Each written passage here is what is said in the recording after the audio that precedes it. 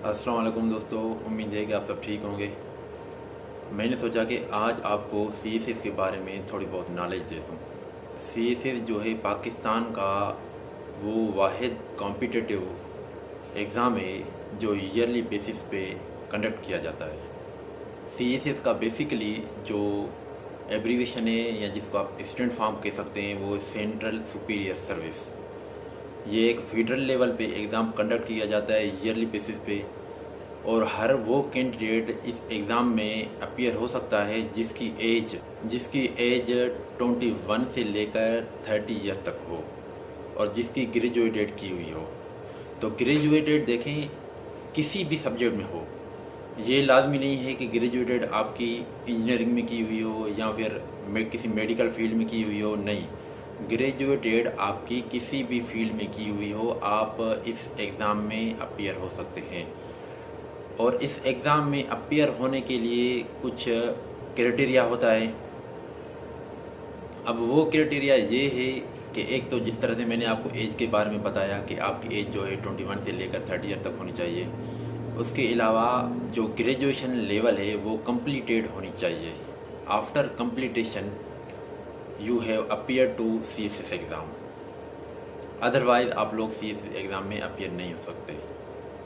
और ऐसा नहीं है कि जस्ट आपको अपीयर ही होना है तो ग्रेजुएट करके आप अपीयर हो सकते हैं, पर असल मेन मकसद जो है वो अगर आप चाहते हैं कि सीएसएस में हम अपीयर होने के बाद हम कोई पोजीशन उठाएं या फिर हम पास हों, कोई हमें डिपार्टमेंट या कोई ग्रुप हमें अलॉट किया जाए, तो उसके लिए आपको दिन रात मेहनत करनी पड़ेगी। सबसे पहले तो ये है कि आपको सीएसएस में अपीयर होने के लिए आपको फॉर्म फिल करवाना पड़ेगा जिसकी फ़ीस तकरीबन है 2200 तक। उसके बाद आपका एमसीक्यू टाइप पे टेस्ट होगी। अगर आप उस टेस्ट में क्वालिफाई करते हैं तो नेक्स्ट स्टेज जो होगा आपका वो होगा आपका रिटन एग्ज़ाम। अब रिटन एग्ज़ाम जो है सीएसएस में उसमें टोटल 1200 मार्क्स हैं और उसको कैटेगराइज इस तरह से किया गया है कि 6 सब्जेक्ट जो हैं ऑप्शनल हैं और 6 सब्जेक्ट जो हैं वो कंपलसरी हैं। कंपलसरी का मतलब ये है कि वो सब्जेक्ट जो सीएसएस की अथॉरिटी की तरफ से फिक्स किए गए हैं। बाकी जो 6 सब्जेक्ट हैं वो आप अपनी चॉइस पे चूज़ कर सकते हैं। तो ये सब्जेक्ट कंपलसरी हैं। इंग्लिश ऐसे है, इंग्लिश कंपोजिशन है और जनरल नॉलेज है, जनरल एबिलिटी है, करंट अफेयर है, पाकिस्तान अफेयर है और इस्लामियात है। जो 6 सब्जेक्ट बच रहे हैं वो ऑप्शनल हैं, वो आप अपनी चॉइस पे चूज़ कर सकते हैं।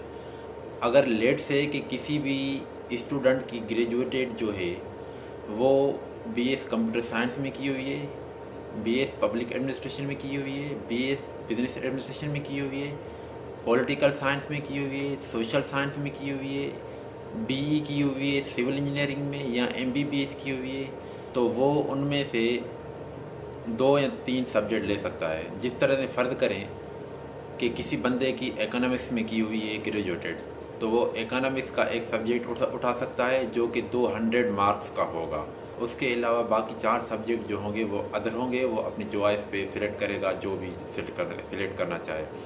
उनमें से सिंधी भी सिलेक्ट कर सकते हैं, उर्दू कर सकते हैं अगर जिसकी मदर टंग उर्दू है। उसके अलावा इंग्लिश लिटरेचर वगैरह ये भी कर सकते हैं आप, ऑडिटिंग भी कर सकते हैं, बिजनेस एडमिनिस्ट्रेशन भी कर सकते हैं, बिजनेस कम्युनिकेशन भी कर सकते हैं, कोई भी कर सकते हैं। इसके अलावा पासिंग क्राइटेरिया ये है, अगर रिटन एग्ज़ाम में आप ऑलमोस्ट आपको मार्क्स जो सिकड़ करनी पड़ेंगी वो 600 तो एनी हाउ होनी चाहिए जस्ट पास होने के लिए, जस्ट क्वालिफाई होने के लिए 600 मार्क्स आपको एनी हाउ सिकड़ करनी पड़ेंगी, उठानी पड़ेंगी। अगर 600 मार्क्स आप उठाते हैं तो उसके बाद नेक्स्ट स्टेप जो होगा वो कॉम्पिटिटिव लेवल देखा जाएगा, मेरिट कैटेगरी देखी जाएगी। 600 के बाद आपको कुछ और स्टेज से भी गुजरना पड़ेगा। कुछ और स्टेज कौन से हैं? अगर आप क्वालिफाई करते हैं रिटन एग्ज़ाम तो उसके बाद आपको साइकोलॉजिकल टेस्ट ली जाएगी, आपका मेडिकल लिया जाएगा और उसके अलावा फाइनल स्टेज जो होगा वो आपका वाइवा होगी। वाइवा का मतलब ये है कि वो इंटरव्यू जिसमें पैनल बैठेगा। पैनल का मतलब ये है कि पैनल के कुछ मेंबर्स होते हैं, 6 हो सकते हैं, 8 मेंबर हो सकते हैं, वो बैठेंगे, वो टेबल टॉक होगा, उसको कहते हैं इंटरव्यू। उसके बाद अगर आप इंटरव्यू क्वालिफाई करते हैं तो आपको मेरिट के हिसाब से कोई भी ग्रुप अलॉट किया जाएगा। जिस तरह से ग्रुप फ़र्ज करें, डीएम ग्रुप है, डिस्ट्रिक्ट मैनेजमेंट ग्रुप है, ऑडिट ग्रुप है और बहुत सारे दूसरे ग्रुप होते हैं, वो आपको अलॉट किया जाएगा। अलॉट होने के बाद आपको ऐसा समझे कि 17 स्केल की जॉब लग गई। बंदा सीएसएस के बारे में विलिंग है, कोई इंटरेस्टेड है, कहता है कि आफ्टर ग्रेजुएशन मैं अपीयर होना चाहता हूँ सीएसएस में, तो ये कोई बड़ी बात नहीं, आप अपीयर हो सकते हैं, पर उसके लिए आपको मेहनत करनी पड़ेगी, उसके लिए आपको टाइम निकालना पड़ेगा, उसके लिए आपको कम से कम आफ्टर ग्रेजुएशन 1 साल से लेकर 2 साल तक दिन रात मेहनत करनी पड़ेगी। अगर जो इंसान दिन रात मेहनत करता है, स्ट्रगल करता है, उसकी मंजिल उसके आगे होती है।